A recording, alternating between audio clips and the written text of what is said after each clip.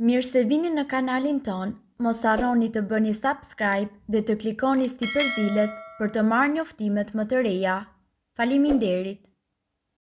Si të dalloni shenjat e një sulmi në zemër një muaj para se të ndodhë?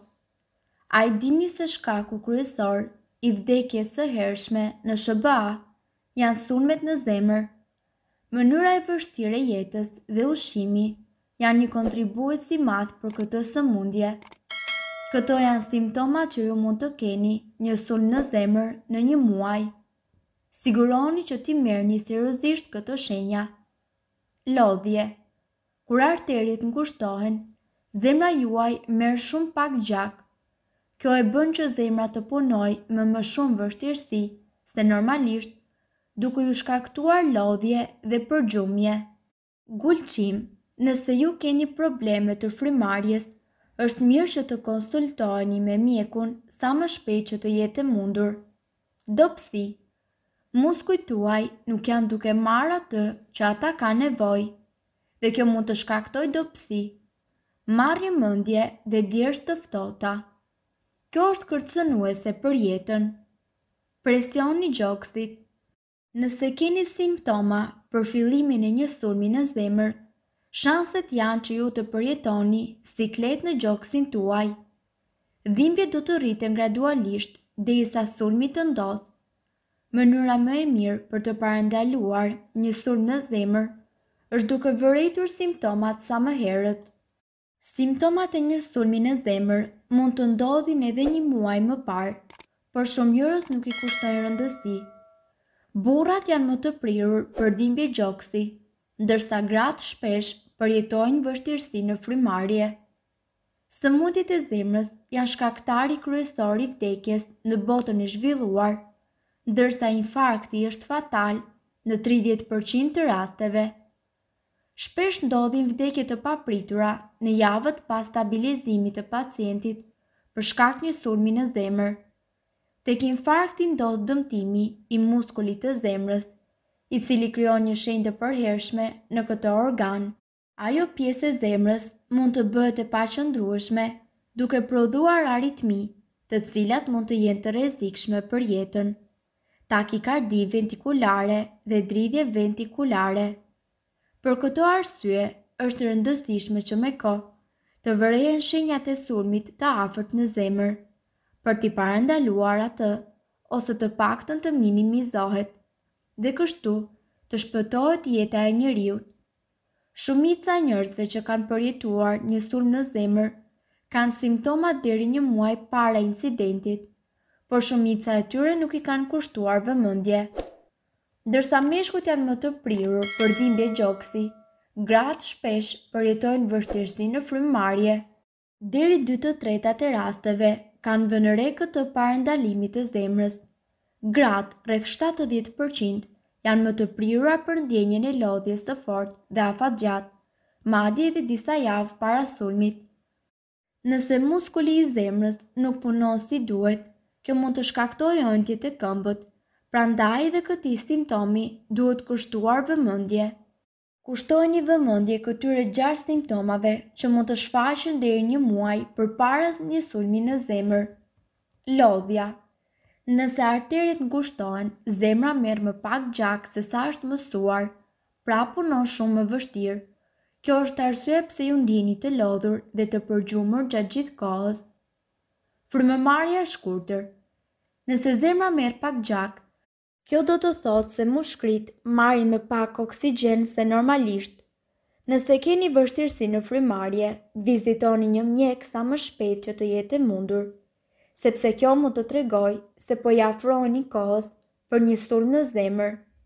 Ligështia. Në qoftë se trupi është dobësuar, do me thënë ndjeni dobësi, kjo ndodh sepse arteriet bëhen të ngushta në moment dhe nuk lejohen që gjaku të qarkullojë si duhet.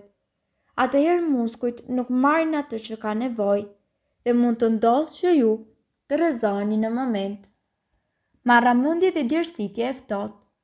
Qarkullimi i dobët është faktor për kufizimin e rrjedhjes së gjakut në tru, e kjo është shumë e rrezikshme për jetën. Në këtë situatë, ju do të ndjeni marramendje dhe konfuzion. Mos i ignoroni këto shenja. Shtypja në gjoks. Nëse i keni simptomat e para dhe një sulmi në zemër, ju do të ndjeni siklet në gjoks, dhimbje të vogël ose tension të lartë. Kjo ju do të jetë gjithnjë më shpesh derisa afroheni ditës së një sulmi në zemër. Simptomat e gripit apo të ftohjes. Nëse ndjeni se keni simptoma të gripit apo të ftohjes, ky mund të jetë një njoftim për një sulm në zemër në të ardhmen e afërt. Shumë njerëz që mbijetuan sulmin më vonë thanë se disa ditë më parë kishin simptoma të tilla, si për shembull koll edhe ece. Mund t'ju ndodhë ndonjëherë që të keni shtrëngim në gjoks dhe ju të mendoni se po pësoni një sulm në zemër. Shumë njerëz nuk arrin ta kuptojnë se mund të kenë një sulm në zemër edhe nëse nuk ndjejnë fare dhimbje në gjoks. Në fakt, këto shenja paralajmëruese të hershme ekzistojnë. Shumica e këtyre shenjave mund të ngatërohen lehtësisht me kushte të tjera ose thjesht anashkalohen, veçanërisht nga gratë, të cilat nuk i kushtojnë rëndësi dhe ka pak të ngjarë të kërkojnë kujdes mjekësor. Parandalimi është gjithmonë më i mirë se sa kurimi, kështu që është e vlefshme të dini se çfarë po kërkoni. Lodhja. Mund të na ndodhë gjithashtu të ndihemi të lodhur her pas here, por ekspertët thonë se humbja ekstreme mund të jetë shenjë diçkaje jo normale. Gratë janë akoma edhe më të predispozuara të preken sepse ato shpesh mendojnë se këto simptoma janë të gripit. Të ndihesh i rakapitur pa asnjë arsye do muaj para se të ndodhë një sulm i zemrës. Prandaj kjo është arsyeja thelbësore pse duhet të shkoni tek një mjek sa më shpejt. Dhimbje barku. Dhimbja në bark, vjellja e zbrazët ose e plotë e stomakut, ndjenja e fryrë dhe stomaku i trazuar, janë disa nga simptomat më të zakonshme. Rreth 50% e rasteve të një sulmi në zemër përfshin një lloj dhimbje barku. Sulmet në zemër kanë tendencën të prekin njerëzit e moshuar dhe këto shenja konsiderohen si urdhë ose komplikime të tjera të lidhura me ushqimin. Nëse normalisht keni probleme me stomakun, atëherë nuk keni pse të shqetësoheni. Pagjumësia. Pagjumësia është e lidhur gjithashtu me një rrezik të sulmit në zemër ose goditje në tru dhe është më i zakonshëm tek gratë.